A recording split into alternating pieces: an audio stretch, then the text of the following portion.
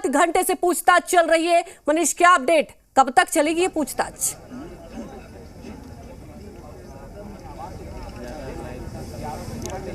देखिए अंजलि, जो जानकारी मिल रही है सूत्रों के हवाले से, हालांकि इस पर आधिकारिक पुष्टि नहीं है, लेकिन जो जानकारी मिल रही है कि 8 से 9 के बीच मुख्यमंत्री हेमंत सोरेन आपको ईडी कार्यालय से बाहर आते हुए नजर आ सकते हैं। हालांकि हम एक बार फिर कह रहे हैं कि अभी इस खबर पर आधिकारिक पुष्टि नहीं है, लेकिन जो हमारे सोर्सेस हैं उनके हवाले से ये जानकारी मिल रही है कि 8 से 9 के बीच सीएम हेमंत सोरेन आपको बाहर आते हुए नजर आएंगे। अब आते हैं खबर पर। इस वक्त सुबह से लेकर शाम तक की अगर बात करें अंजलि, तो आप देखिए कि इस रांची के इसी ईडी कार्यालय के बाहर जो है लगातार, जो हम कह सकते हैं कि सुबह से शाम तक में काफ़ी घेराबंदी रही, भारी पैमाने पर सुरक्षा बलों की तैनाती की गई। जो अंदर का घेरा है, जैसा कि हम तस्वीर भी दिखा रहे हैं, आप देख सकते हैं कि अंदर का जो पूरा घेरा है उसकी जिम्मेदारी सीआरपीएफ को दी गई। ये जूस और आइसक्रीम शॉप चलाते हैं और हर महीने 3 लाख तक कमाते हैं। आपको शुरू करना है, इनसे सीखना है तो फ्रीडम ऐप को अभी डाउनलोड कीजिए। सीआरपीएफ के जवान जो पूरे कैंपस के अंदर का जो एरिया है उसको उन लोगों ने अपने कस्टडी में ले लिया है। दूसरी तरफ अगर हम ईडी कार्यालय के बाहर की बात करें तो यहाँ पर आपको चारों तरफ झारखंड पुलिस के जवान नजर आएंगे।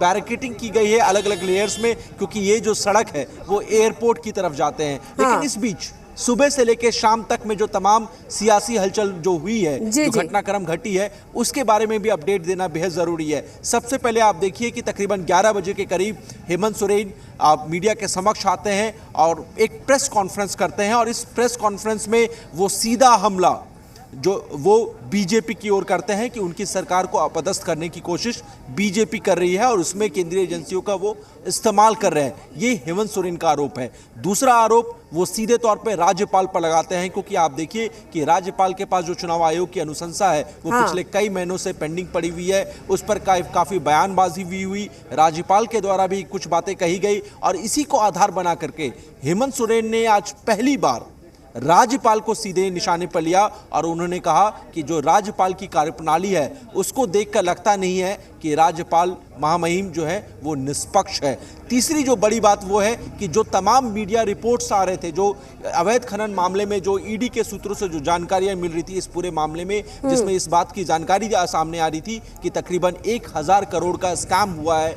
तो ऐसे में एक चिट्ठी हेमंत सोरेन के द्वारा ईडी के अधिकारी को भेजी गई, और उस चिट्ठी को हेमंत सोरेन ने आज इस प्रेस कॉन्फ्रेंस में सार्वजनिक किया है, जिसमें उन्होंने सीधे तौर पे कहा है, कई आंकड़े जारी किए हैं, पिछले 2-3 सालों के आंकड़े जारी किए हैं, और उन आंकड़ों के आधार पर बताया है कि जब रॉयल्टी जो है, यानी कि कुल रॉयल्टी पत्थर खनन से जुड़े मामले में झारखंड में पिछले फाइनेंशियल ईयर में तकरीबन 350 करोड़ के करीब उन्होंने बताया है, और कहा है कि इसका 20% ही जो रॉयल्टी है वो साहिबगंज से आता है, यानी कि तकरीबन 70 से 80 करोड़ का वो हवाला दे रहे हैं। तो ऐसे में वो सवाल कर रहे हैं कि जब रॉयल्टी महज 20% ही साहिबगंज जिले से आता है, तो महज एक जिले में 1000 करोड़ का अवैध खनन कैसे हो गया? तो आप बिल्कुल मनीष, तमाम सवाल उठाए हैं यहाँ पर, लेकिन मनीष लगातार अपडेट भी दर्शकों को दे रहे हैं।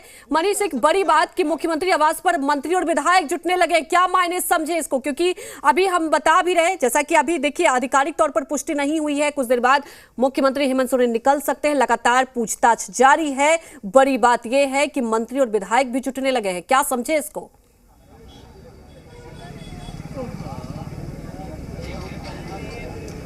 देखिए अंजलि, आप इसी का मैं जिक्र कर रहा था कि एक तरफ ईडी की घेराबंदी है, विपक्ष एक तरफा, हम कह सकते हैं कि 2 तरफा घेराबंदी राज्य सरकार की कर रही है, सीएम की कर रही है, लेकिन इस बीच हेमंत सोरेन और जो उनकी टीम है यानी यूपीए फ्रंट, उन्होंने भी एक मोर्चा संभाल कर रखा है, और ये काफी मजबूत मोर्चा है, जिसमें हेमंत सोरेन बार बार मूलवासी और आदिवासी सेंटिमेंट्स पर जो है को उभेरने की कोशिश कर रहे हैं। तीसरी तरफ वो फैक्ट्स एंड फिगर्स की बात कर रहे हैं। वो ये नहीं कह रहे कि हम इस जांच के खिलाफ हैं, वो बार बार ये कह रहे हैं कि जांच होनी चाहिए, लेकिन एक निष्पक्ष जांच होनी चाहिए। तीसरी महत्वपूर्ण बात यह है कि कल जो देर शाम यूपीए फ्रंट की बैठक हुई है उसमें तमाम विधायकों ने एक स्वर में सीएम हेमंत सोरेन को अधिकृत कर दिया है कि हेमंत सोरेन जो भी निर्णय लेंगे विपरीत परिस्थिति में भी, क्योंकि हेमंत सोरेन ने यह संकेत दे दिए है कि विपरीत परिस्थितियां आएंगी। आज भी उन्होंने कहा कि 20 से 25 विधायकों के घर छापे पड़ने वाले हैं, आप तैयार रहिए।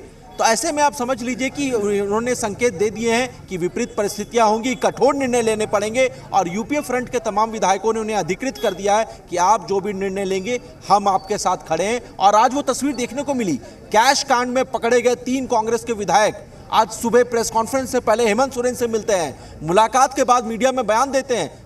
हम लोगों ने भी उनसे बात की कि इरफान अंसारी ने एक बार फिर कहा कि मैं हेमंत का हनुमान हूं। तो आप समझ लीजिए कि जिन विधायकों पे गंभीर आरोप है वो भी सपोर्ट की बात कर रहे हैं, वो भी उनके साथ खड़े हैं, उनके घर पे नजर आते हैं। दूसरी तरफ तमाम विधायक मंत्री जो हैं सीएम आवास पर लगातार सुबह से डटे हुए हैं, पूरे घटनाक्रम पर नजर बनाए हुए हैं। यानी विपरीत परिस्थिति, यानी अगर अरेस्टिंग की बात कभी भी होती है तो ऐसी स्थिति में हेमंत सोरेन ने प्लान तैयार करके रखा है। बिल्कुल मनीष, तो बी प्लान तैयार करके रखा और कहते हैं ना कि राजनीति में कब क्या हो और उसके लिए पहले ही आपको तैयारी करनी होगी। और लगातार आप देख रहे हैं बैठकों का दौर भी चल रहा था।